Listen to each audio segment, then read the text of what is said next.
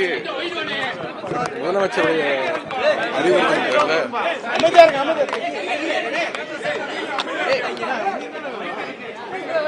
பத்திரிகை நண்பர்களுக்கு வணக்கம்.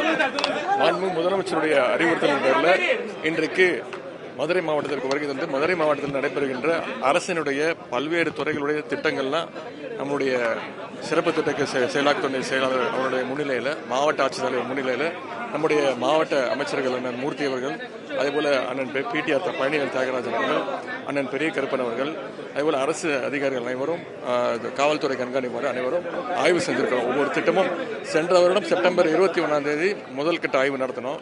இந்த முறை சென்ற ஆய்வினோட எந்த அளவுக்கு பணிகள் முன்னேற்றம் அடைஞ்சிருக்கு, எந்தெந்த பணிகளில் சுணக்கம் இருக்கு, எந்தெந்த பணிகள் விரைவாக முடிஞ்சிருக்கு அப்படின்ற ஆய்வை முடிச்சிருக்கிறோம். சிறப்பாக செயல்பட்டுருக்காங்க.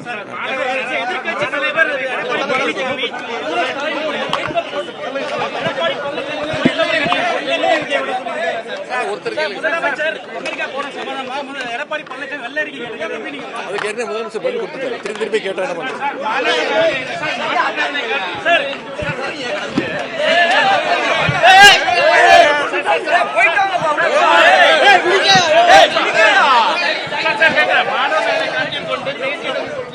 அதை ஏற்றுக்கொள்ள மாட்டோம். முதலமைச்சர் பதில் சொல்லியாச்சு. எந்த நேரத்திலும் தேசிய கல்விக் கொள்கையை ஏற்றுக்கொள்ள மாட்டோம்.